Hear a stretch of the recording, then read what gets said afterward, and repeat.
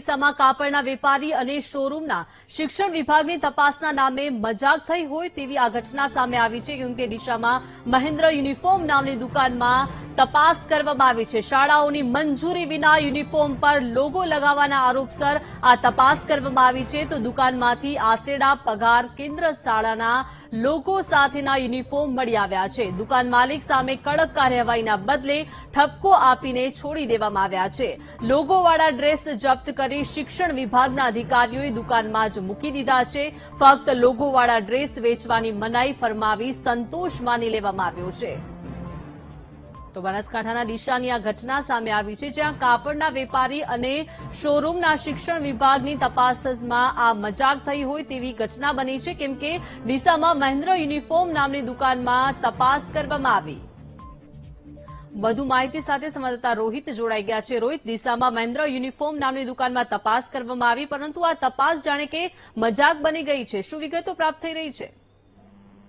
જી ચોક્કસથી વાત કરવામાં આવે તો શાળાઓ શરૂ થતાની સાથે જ એક બાદ એક વિવાદ સામે આવી રહ્યા છે। ખાસ કરીને ડીસામાં જે મહેન્દ્ર યુનિફોર્મ નામની જે દુકાન છે તે શાળા શરૂ થતાની સાથે જ વિવાદમાં આવી છે, કારણ કે જે ડીસા શહેરી વિસ્તારમાં જે ખાનગી અને જે સરકારી શાળાઓના જે ડ્રેસ આપવાના હોય છે તે આ દુકાનમાંથી જ મળતા હોવાની માહિતી વાલીઓને મળી હતી। વારંવાર શાળાઓમાં પણ રજૂઆત કરવામાં આવી હતી કે આ એક જ શાળાના જે દરેક શાળાના જે ડ્રેસો છે કયા કારણોસર એક જ દુકાનો પરથી મંગાવવામાં આવે છે, પરંતુ તેમ છતાં પણ શાળા સંચાલકો દ્વારા પણ કોઈ જ કાર્યવાહી કરવામાં ન આવતી હતી।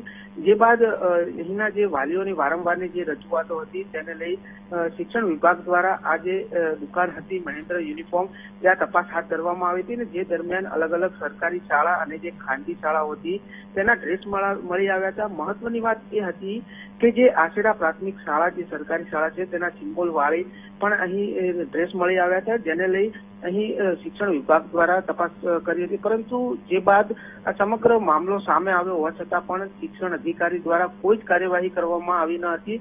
માત્ર સમજાવીને જ દુકાનદારને આ ડ્રેસ ન વેચવા માટે જાણકારી આપવામાં આવી હતી। જી રોહિત, શું શાળામાં મંજૂરી લેવામાં આવી હતી? કેમ કે જનરલી યુનિફોર્મ પર લોગો લગાડવો હોય તો પરમિશન લેવી પડતી હોય છે, તો શાળાના સંચાલકોનું કોઈ નિવેદન સામે આવ્યું છે, તેમનું શું કહેવું છે? જી કહી શકાય કે જે આસેડા પ્રાથમિક શાળાના જે આચાર્ય છે તેમની સાથે પણ આપણે વાતચીત કરવામાં આવી હતી, પરંતુ તેઓનું કહેવું એવું હતું કે શાળા તરફથી કોઈ જ પરવાનગી લેવામાં ન આવી હતી। આ જે વાત હતી તેની જાણ શાળાના આચાર્યને થતા આસેડા પ્રાથમિક શાળાના જે આચાર્ય હતા તે પણ દુકાન સ્થળે પહોંચ્યા હતા અને ત્યાં જોતા જ તે પણ ચોંકી ઉઠ્યા હતા કે કયા પ્રકારે આ રીતે સિમ્બોલ લગાવીને આ જે યુનિફોર્મ છે તે વેચવામાં આવી રહ્યો છે। ત્યારે જે આસેડા પ્રાથમિક શાળાના જે આચાર્ય છે તેમને પણ આ બાબતે તત્કાલીન જિલ્લા શિક્ષણ અધિકારીને લેખિતમાં રજૂઆત કરી છે। જી આભાર રોહિત વિગત આપવા બદલ।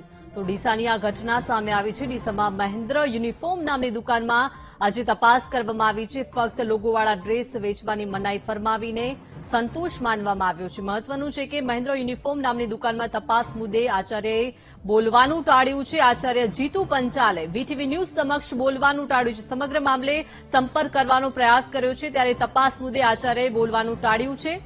મહત્વનું છે કે જનરલી યુનિફોર્મમાં લોગો લગાડવા માટે પરમિશન લેવાની હોય છે, મંજૂરી લેવાની હોય છે, પરંતુ આવી કોઈ જ માહિતી હાલ નથી મળી રહી। પરંતુ આચાર્યનો સંપર્ક જ્યારે વીટીવી ન્યૂઝે કર્યો ત્યારે વીટીવી સમક્ષ આચાર્યએ બોલવાનું ટાળ્યું છે। ડીસામાં મહેન્દ્ર યુનિફોર્મ નામની દુકાનમાં તપાસ કરવામાં આવી છે। શાળાઓની મંજૂરી વિના અહીં યુનિફોર્મ પર લોગો લગાડવાનો આરોપ લાગ્યો છે।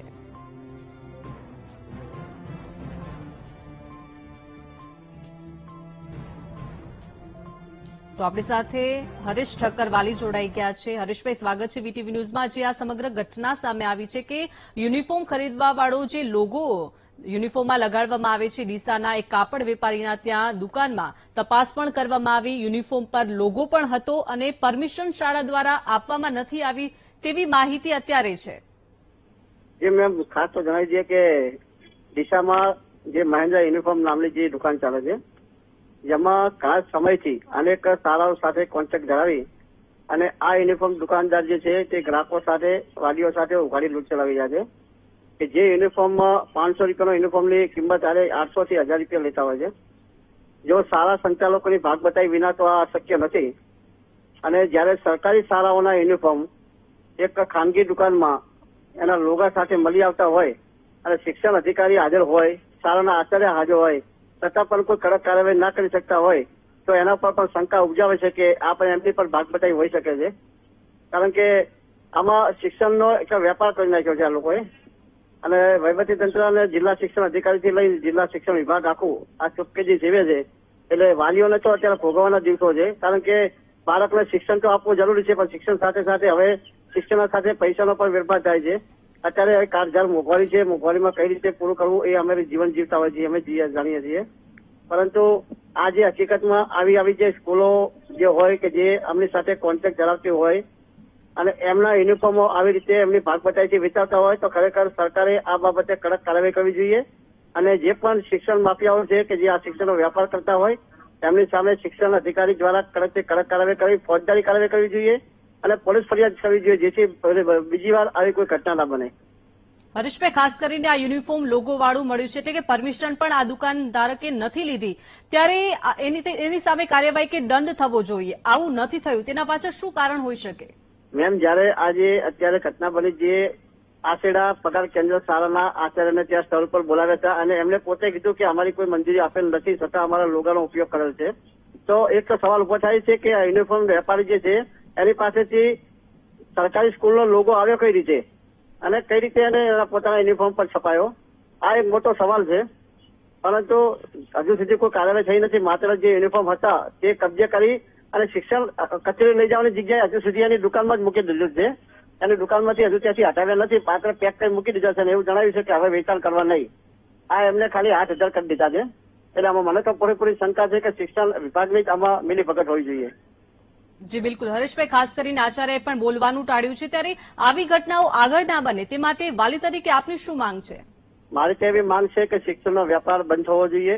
શિક્ષણ એક ગુરુનું કહેવાય છે કે શિક્ષણ આપવાથી આપણું ભવિષ્ય સુધરે છે, પરંતુ જયારે આવા શિક્ષણનો વેપાર થતો હોય અને શિક્ષણના નામે જયારે ખુલ્લેઆમ લૂંટ થતી હોય તો સરકારે જાગૃત થવું જોઈએ. અને સરકારે જે અત્યારે તાજેતરમાં લોકસભાની ચૂંટણી યોજાઈ એની અંદર જે રીતે સરકારને પછડાટ મળી છે, માત્ર 240 સીટમાં સમિતિ ગઈ છે બીજેપી સરકાર, તો સરકારે આવા મુદ્દાઓ પર ધ્યાન દોરવું જોઈએ. અને જે ગ્રાહકો છે કે વાલીઓ છે કે આમ ને મધ્યમ વર્ગના લોકોને જે તકલીફ પડતી હોય એ તકલીફના સરકાર પ્રાધાન્ય આપે તો ફરીથી સરકાર માટે થોડુંક સારું બાબત કહેવાય.